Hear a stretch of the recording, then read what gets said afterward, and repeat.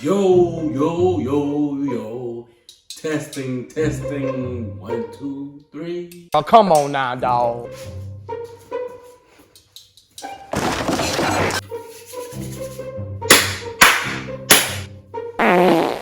How do I look? Shut your stupid.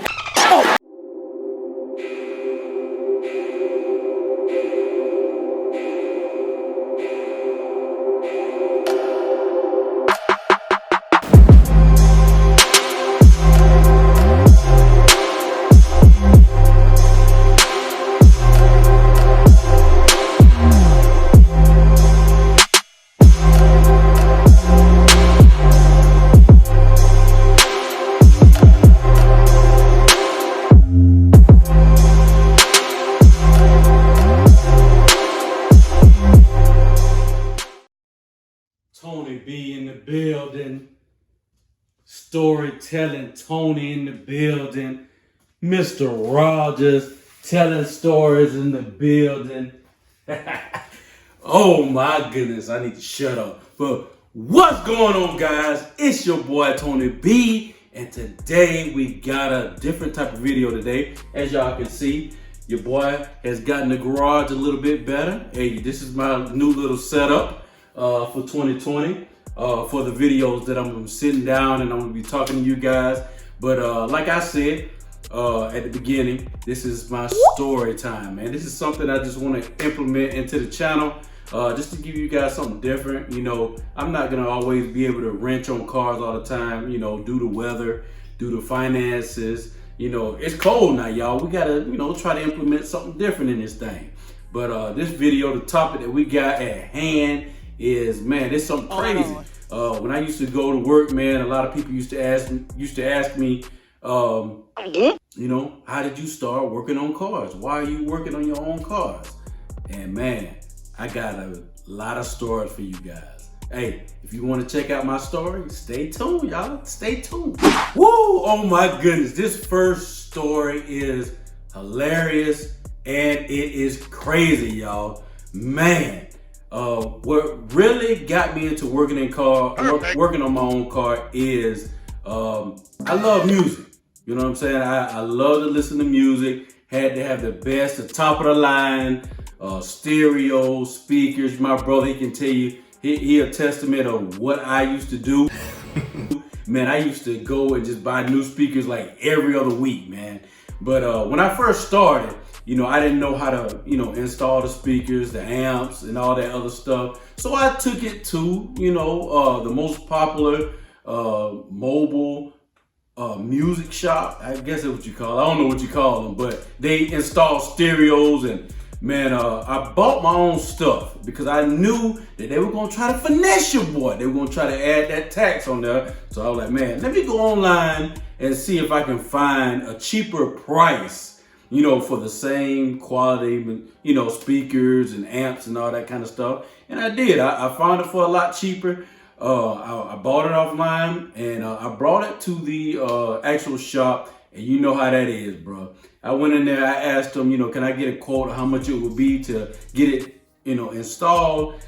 Pretty much they were saying, well, we can't do it since you didn't buy from here because we won't want to honor your warranty, which is a lie because I bought the same stuff that is their authorized dealer for. So pretty much, I understand, you know, you got to, you know, make sure that they're buying the products and it's not used, not beat up, it's not bad products, and you try to bring it back to them saying that it was trash, but this wasn't the case. You know what I'm saying? I bought my stuff actually from Crutchfield, which is a very, very reputable site. If you guys know stereo, TVs, anything electronic, Crutchfield is legit, y'all. And I bought it from them. You know, they usually give you the, you know, the regular warranty and all that kind of stuff. So, you know, hey, I felt good about it. I got my stuff, got my component speakers, and I got an amp.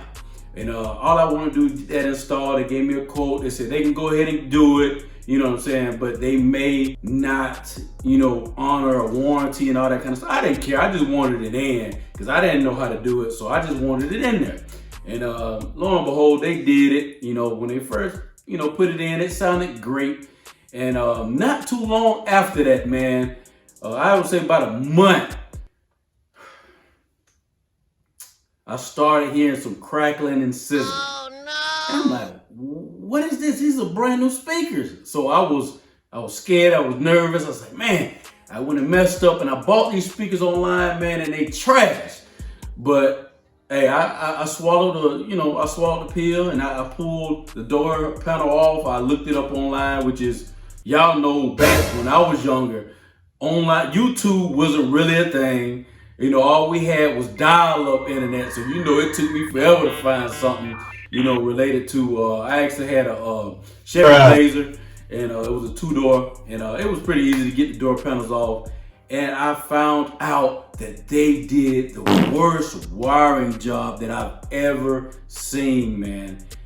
As you guys know, most of the time you usually use crimp connectors, you solder, speakers, or you actually have, the adapters that you can buy to, hook up the speakers and all that type of stuff. And man, when I tell you, I wish I had some pictures of it, man. They use like household wiring, man. They use like little butt connectors that you use in the house in there. They had some that they didn't use anything. Yeah. Ooh, boy, that was nasty. They didn't use anything on. They just twisted the wires together and just put electrical tape around it, man. And the reason why I was making all that noise was, one of the ones that were just wrapped around with no butt connectors or anything on it was actually coming and loose. And I was furious, man. I was so mad, man. But for some reason, I didn't take it back. Stupid. I said, man, let me go back online. Let me check and see, if I can, try to learn how to finesse this thing and try to, fix it myself. Since I already got the door panel off, let me go ahead and see if I can do it. And, long story short, your boy, hey, I did it, man. And that stereo, it was banging. My brother, he can tell you, man, hey, it really had some good highs in there, man. I never had any subs in that specific car, but, for clarity. Oh my God! One of my posters fell down on over here. Fell down over there, y'all. Hold on. And that's, my first story, that I had. It really wasn't, mechanical, that really, what the heck am I saying, man? All right, the next story that I got, man, is even worse. It was with the same Blazer that I had. I was a new driver, man, so, I really didn't want to do anything too much out of the ordinary to try to mess up my ride because it was reliable. So I'd be like, man, hey, I'm gonna go take this truck and go get it done at the shop. So when the oil change needed to be done, my dad told me to go check out, go take it to a local You stupid. Man, I can't talk. Take it to a local quick lube place, and long short, I can't talk. Long story short is, I went to go get my oil change. I always went to go there. They always did a good job, but this particular time, they forgot to put oil in my engine, man. They forgot to put oil in my engine, and I caught the car up. I drove it, and I didn't get too far, and I'm like, man, what is going on? Why is the car feeling like this? Most of the time, when I got my oil changed, the truck actually felt like it ran better, but this time, it was not running good at all, man. And your boy, man, I was so nervous. I turned back around. I'm like, hey, this ain't running right, blah, blah, blah, what's going on? Y'all need to check it out. They went back and they checked. They were like, well, one of our guys, he was rushing. He didn't put enough. They said he didn't put enough oil in there. But me, if you pull that dipstick and you don't see nothing on there, man, you ain't put no oil in there, man. Y'all know y'all ain't put no oil in my truck, man. Y'all almost blew up my darn engine, man. That thing had me mad as I don't know what, man. I was upset, highly upset, man. So, hey, from then on, I went on, little inner wheel, hit that little dial-up tone. Y'all know that tone, man. Try to look up how to change your oil. I said, man, this is easy. You drain it, put the drain plug back on there, change the filter, and then put some oil in there. Oh, I got this. Hey, that was my first time working on a car mechanically, man. And hey, from then on, it was like a bug that bit me, man. It's like any and everything I was trying to learn how to do. From spark plugs, changing filters out, the air filters, cabin filters, little stuff like that, man. I really got, really interested in changing stuff on my car, man, trying to fix it. I was starting to do brakes, all type of different things, man. Differential oil I was changing out, man. Hey, I can remember those days like it was yesterday, and just getting that stuff done and doing it, by myself, even though I felt like I couldn't do it.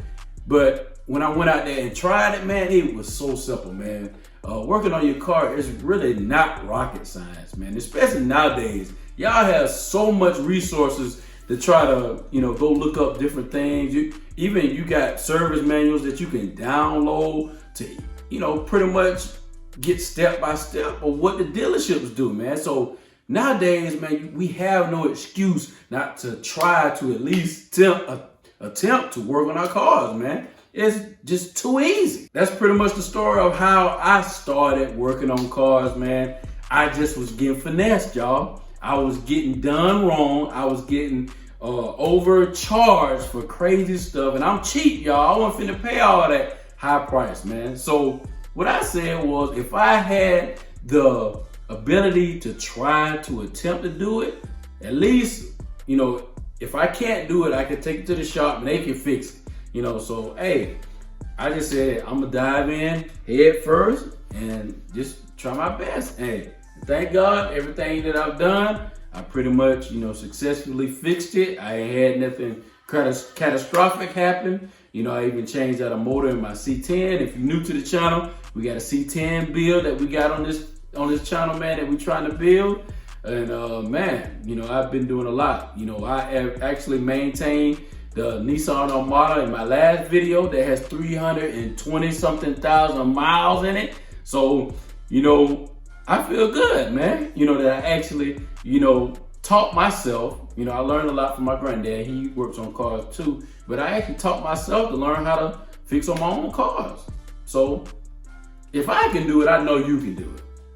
And hey, I think that's all I got today, y'all. I know I done ran my mouth. This is a long video, but hey, I want to ask you guys one question. What made you start working on your cars? If you do, most of you guys, I know you do. If you follow me, most of you guys got more knowledge than I do. Go down there in the comment section. Let me know, how did you start working on your cars, or any bad experiences you had with an automotive shop that you had in the past. I guess that's how you say it. I don't know what I'm talking about. So I think I need to go to bed, y'all. So thank y'all for watching the video. Make sure you like it. Make sure you subscribe, man. Hey, we do it lit right here, y'all. We always got something good going on, man. We always like to laugh. We're always working on something new. I don't know about new, but we like to dilly-dally in the car world a little bit. So thank y'all for watching. Y'all have a blessed day. Peace.